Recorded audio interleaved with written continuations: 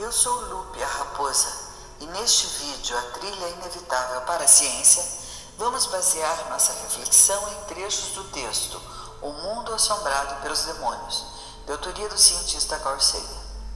Um dia, nossa vida entre os homens-pássaros dos Andes amanheceu e continuou estranhamente quieta, sem os habituais movimentos frenéticos de corpos agitados sobrevoando as planícies e as trilhas emoldurando precipícios. Nona Sapak, o velho cientista asas livres, nos informou que aquele era um dia especial, o dia em que deveria prevalecer o silêncio. Essa história está no livro Girassóis e Pesos Junquilhos Amarelos, que conta sobre a vida de César, quando seguimos pelas trilhas da Cordilheira dos Andes até a civilização dos seres alados de um tempo muito anterior à existência dos seres humanos. O Dia do Silêncio honrava a memória ancestral do povo alado na história da sua formação, em um passado perdido nas brumas do tempo.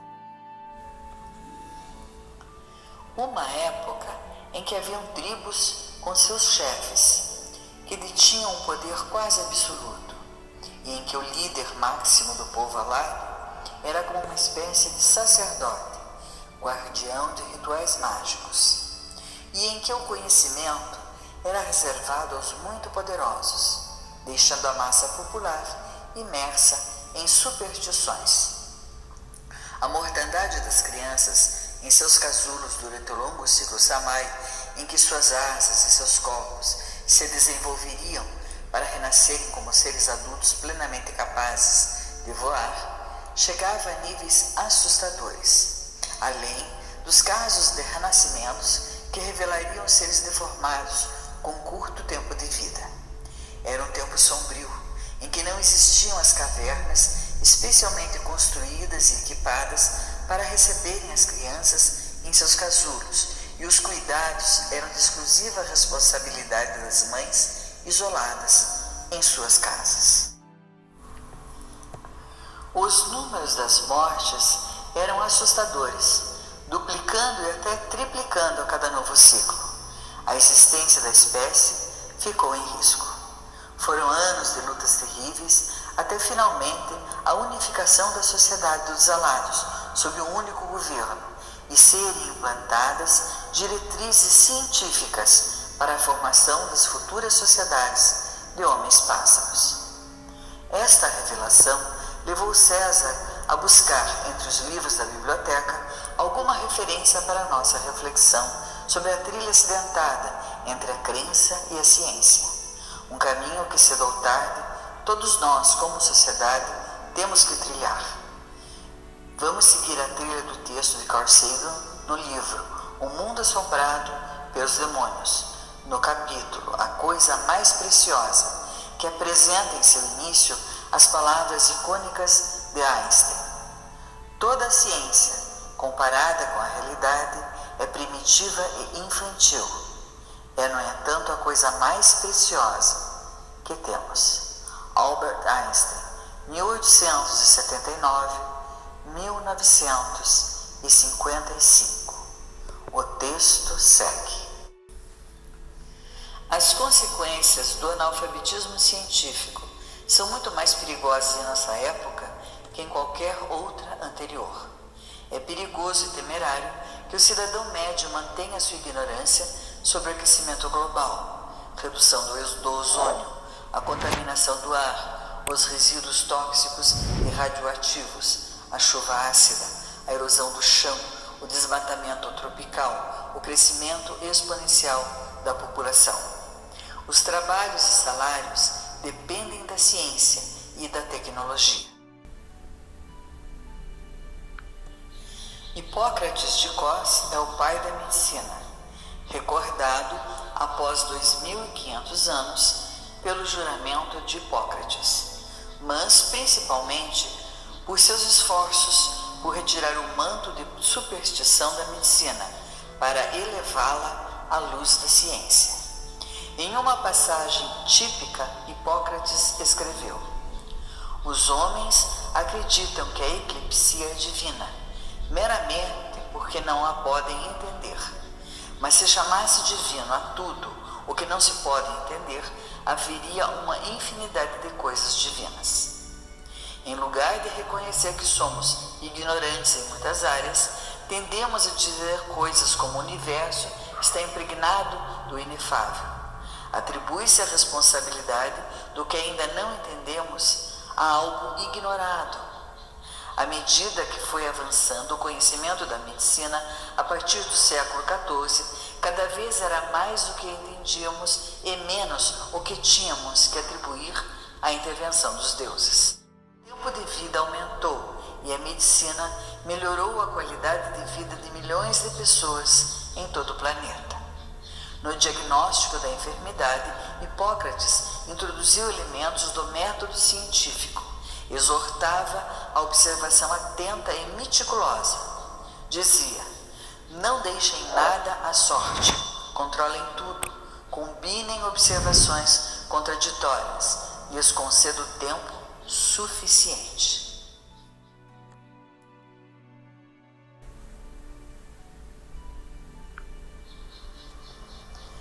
Nos tempos clássicos se fizeram avanços consideráveis até a queda de Roma, quando então a Europa entrou realmente em uma idade escura.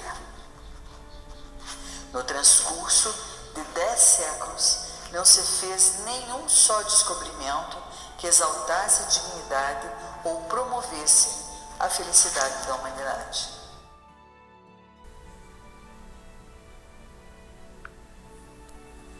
Na época pré-agrícola de caçadores-coletores, a expectativa da vida humana era de 20 a 30 anos, a mesma na Europa Ocidental aos finais da época romana medieval.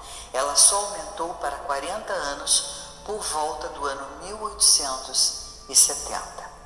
Chegou a 50 em 1915, 60 em 1930, 70 em 1955 e hoje se aproxima de 80. O resto do mundo segue os passados do incremento europeu da longevidade. Qual é a causa dessa transição humanitária assombrosa, sem precedentes? A teoria do germe como causador da enfermidade, medidas de saúde pública, os remédios e a tecnologia médica. A longevidade possivelmente seja a melhor medida de qualidade de vida física. Os micro-organismos se transformam. Aparecem novas enfermidades que se estendem como fogo.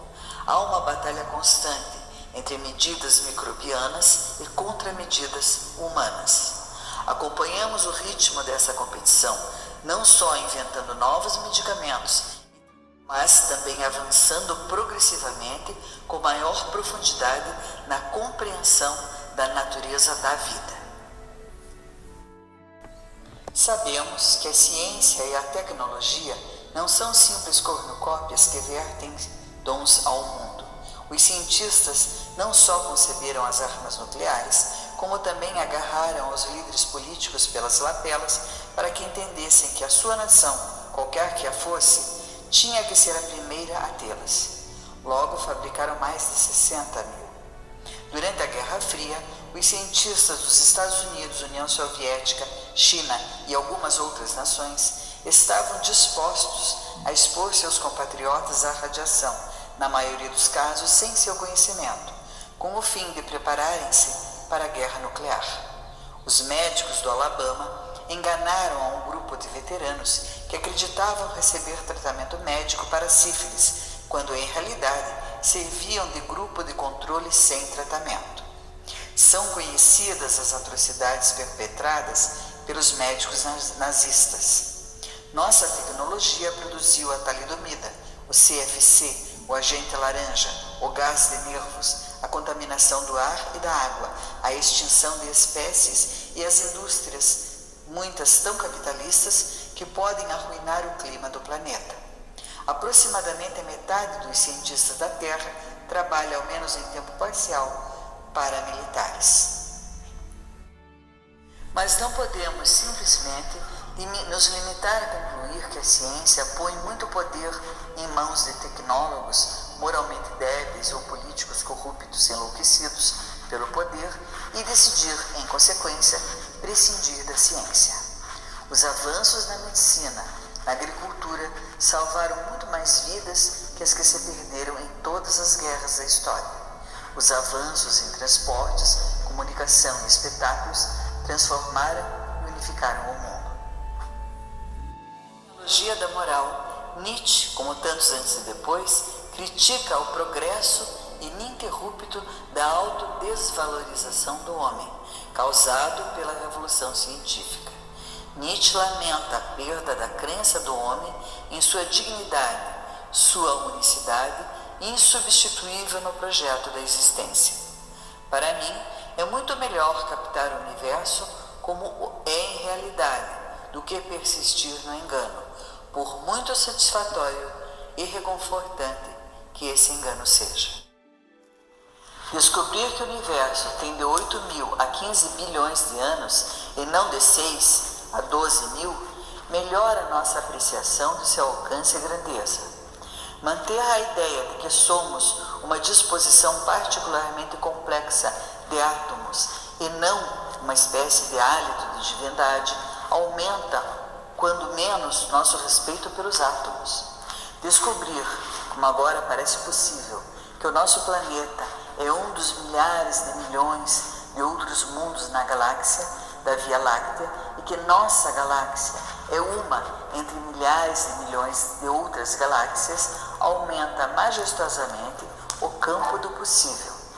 Encontrar que nossos antepassados também eram os ancestrais dos macacos nos vincula ao resto dos seres vivos e dá pé a importantes reflexões, embora às vezes lamentáveis, sobre a natureza humana. Uma das razões do êxito da ciência é que tem um mecanismo incorporado que corrige os enganos em seu próprio seio. Possivelmente, alguns considerem essa facerização muito ampla, mas para mim, cada vez que exercemos autocrítica, cada vez que comprovamos nossas ideias à luz do mundo exterior, estamos fazendo ciência. Quando somos autoindulgentes e acríticos, quando confundimos as esperanças com os fatos, caímos na pseudociência e na superstição. Em seu encontro com a natureza, a ciência provoca invariavelmente reverência e admiração. O mero feito de entender algo é uma celebração da união. A mescla, embora seja a escala muito modesta, com a magnificência do cosmos. Espírito vem da palavra latina respirar. O que respiramos é ar, que é realmente matéria, por sútil que seja. Apesar do seu uso em sentido contrário, a palavra espiritual não implica necessariamente que estamos falando de algo distinto da matéria, ou de algo alheio ao reino da ciência. Podemos usar a palavra com toda a liberdade. A ciência não só é compatível com a espiritualidade, mas também é uma fonte de espiritualidade profunda. Quando reconhecemos nosso lugar na imensidão de anos-luz num passado, a elevação desse sentimento, a sensação combinada de regozijo e humildade é sem dúvida espiritual. Assim são nossas emoções em presença da grande arte, da música ou da literatura.